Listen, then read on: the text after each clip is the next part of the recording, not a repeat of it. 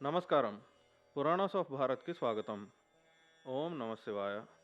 శ్రీ శివమహాపురాణము రుద్ర సంహిత సృష్టిఖండము 20వ అధ్యాయం. భగవంతుడగు శివుడు కైలాస పర్వతమును చేరుట, సృష్టిఖండమును ఉపసంహరించుట. బ్రహ్మ నుడివెను. నారద మునీంద్ర, కుబేరుని తపోబలముతో పరమశివుడు కైలాస పర్వతమునకు వచ్చిన ప్రసంగమును నీకు వివరించెదను. కుబేరునకు వరమునివ్వదలచి పరమేశ్వరుడగు శివుడు ఆయనకు ధనాధిపతి అగుదువని వరము ఇచ్చెను. తదుపరి తన లోకమునకు వెళ్ళెను.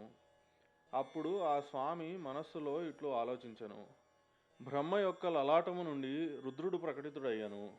ఆయన ప్రళయకార్యమును నిర్వహించును. ఆ రుద్రుడు నా యొక్క పూర్ణ స్వరూపము. ఆ రూపంలోనే నేను గుహ్యకుల నివాస స్థానమగు కైలాస పర్వతమునకు వెళ్ళెదను. ఆ రూపముననే మాకు కుబేరుడు మిత్రుడగును. నేనును అదే పర్వతము మీద విలాసపూర్వకముగా ఉండి గొప్ప తపమాచరించెదను. శివుని ఈ కోరికను తలంచి రుద్రదేవుడు కైలాస పర్వతమునకు వెళ్ళుటకు ఉత్సాహముతో ఢమరుకమును మోగించెను. ఉత్సాహమును పెంపొందించు ఆ డమరుకనాదము 3 లోకములలో వ్యాపించెను. విచిత్రము గంభీరమైన ఆ శబ్దము ఆహ్వాన రూపముతో కూడి ఉండెను. అనగా వినువారిని తన దగ్గరకు రమ్మని ప్రేరేపించుచుండెను. ఆ ధ్వనిని విని నేనును శ్రీ విష్ణువు మొదలైన సకల దేవతలు, ఋషులు, మూర్తిమంతములైన ఆగమ నిగమములు, సిద్ధులు అచటకు చేరితిమి.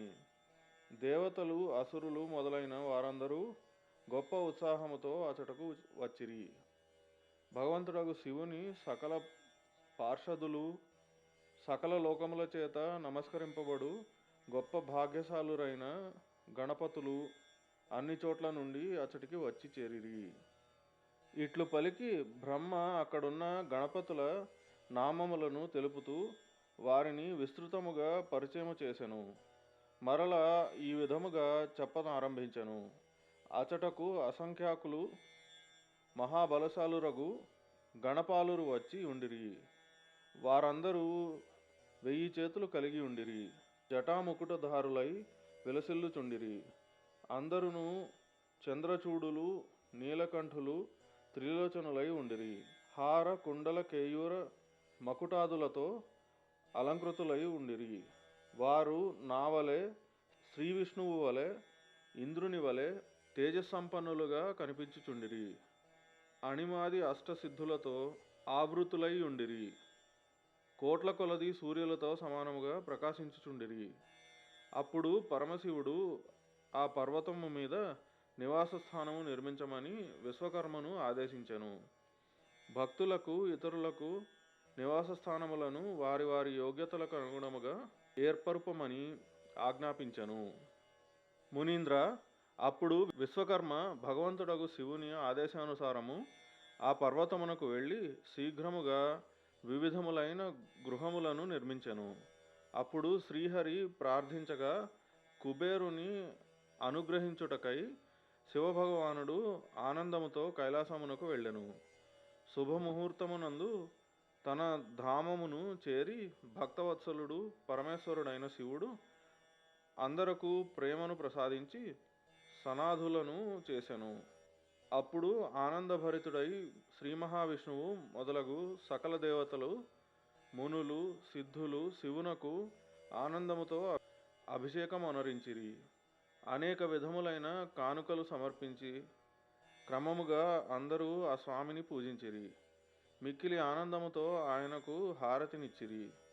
మునీంద్ర, అప్పుడు ఆకాశము నుండి మంగళ సూచకముగా పుష్పవర్షము కురిసెను. అన్ని వైపుల నుండి జయ జయ శబ్దములు, నమస్కార శబ్దములు ప్రతిధ్వనించసాగెను. అందరి సుఖమును పెంపొందించు గొప్ప ఉత్సాహము వ్యాపించి ఉండెను. శివుడు పదే పదే శ్రీ విష్ణువు మొదలగు దేవతల ద్వారా యథోచిత సేవలను అందుకొనుచు తన సింహాసనమున కూర్చొని అనంత శోభలొలుకుచుండెను. దేవతలు మొదలైన వారు అర్థవంతములైన ప్రియవచనములతో లోక కళ్యాణకారియగు భగవంతుడైన శివుని వేరువేరుగా స్తుతించుచుండిరి. సర్వేశ్వరుడైన ఆ ప్రభువు వారు చేసిన స్తుతులను విని ప్రసన్నచిత్తుడయ్యను. మనోవాంఛిత ఫలములను అభీష్ట వస్తువులను వారికి ప్రసాదించెను. మునీంద్ర, పిమ్మట విష్ణువుతో కూడి నేనును ఇతర దేవతలందరూను మునీంద్రులను మనోవాంఛిత వస్తువులను పొంది ఆనందించితిమి. అనంతరము భగవంతుడైన శివుని ఆజ్ఞను పొంది అందరమును తమ తమ ధామములకు చేరుకొని కుబేరుడు కూడా మిక్కిలి ఆనందముతో ధామములకు చేరుకొనిరి. కుబేరుడు కూడా మిక్కిలి ఆనందముతో శివాజ్ఞను పొంది తన స్థలమునకు వెళ్ళిపోయాను. అప్పుడు ఆ స్వామియగు శంభుడు సర్వస్వతంత్రుడు, యోగపరాయణుడు, ధ్యానతత్పరుడై పర్వతములలో శ్రేష్టమైన కైలాసమునందు నివసించసాగెను. ధర్మపత్ని లేకుండా కొంతకాలము గడిపెను. తదుపరి పరమేశ్వరుడైన శివుడు దక్షకన్యయగు సతీదేవిని ధర్మపత్నిగా పొందెను. దేవర్షి, పిమ్మట మహేశ్వరుడు దక్షకుమారియగు సతీదేవితో విహరింపసాగెను. లోకాచార పరాయణుడై సుఖములను అనుభవించుచుండెను. మునీంద్ర, ఈ విధముగా రుద్రావతారమును వర్ణించి నీకు వివరించి తిని. దానితో పాటు ఆ స్వామి కైలాస పర్వతమును చేరుట, కుబేరునితో మైత్రిని నెరవు ప్రసంగమును కూడా వినిపించి తిని. కైలాసములో జరిగేడి జ్ఞానవర్ధకమైన ఆ ప్రభువు లీలలను వర్ణించి తిని. ఆ లీల ఇహపర లోకములందు సమస్త మనోవాంఛిత ఫలములను ప్రసాదించును. ఏకాగ్ర చిత్తముతో ఈ కథను వినువారికి, చదువు వారికి ఇహలోక భోగములు ప్రాప్తించును. పరలోకమునందు మోక్ష ప్రాప్తియు కలుగును. 20వ అధ్యాయం సమాప్తం. రుద్ర సంహితలోని సృష్టిఖండము సంపూర్ణము.